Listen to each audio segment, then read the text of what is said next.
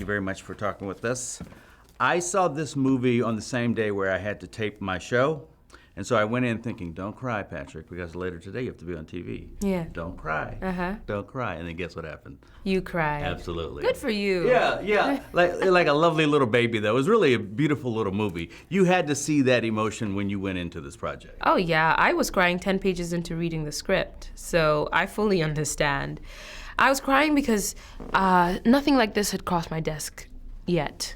Something that was so powerful and meaningful, because it's a true story, but it's an uplifting story from the African continent.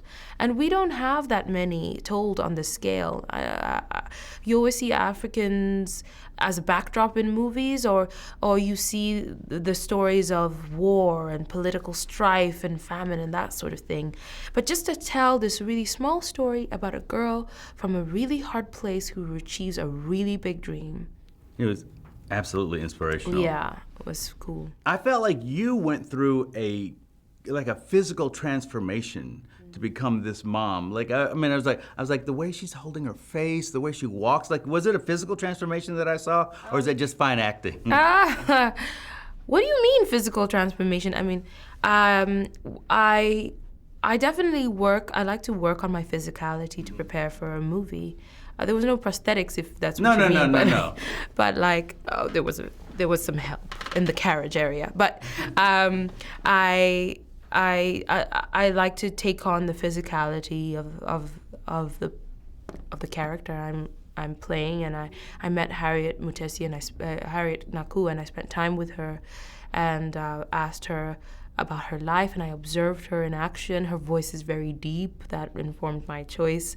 And the women of the markets, I observe them as well, and the way they walk, the pacing, time, the feeling of time in Uganda and movement. I try to capture that for sure in my choices.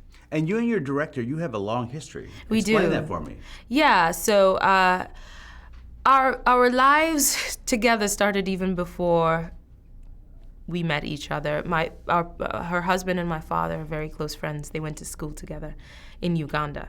And when I was in undergrad, I was looking for an internship, and my father told me he had a friend with a filmmaker as a wife. And I said, who? And he said, Mira Nair. And I was like, oh my goodness, you've been sitting on this all these years? And so immediately I got to trying to get an internship with her. And so I did. I had an internship with her while she was cutting The Namesake. So I was a post-production intern on that.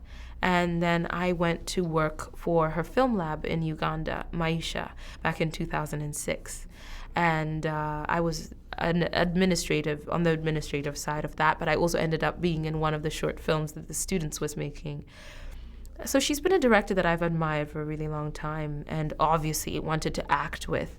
So to have that opportunity shortly after committing to acting as my main career path is truly meaningful, and I trust her implicitly, and this experience was unforgettable. I love that whole full circle kind of thing. Yeah, 10 years later, I'm in a film with her. Nice. Talk to me about the young lady playing Fiona, because you guys are together a lot. Yes, she is just sunshine. She's never acted before. Her name is Madina Nadwanga. She was in a dance troupe, and that's where the casting people found her.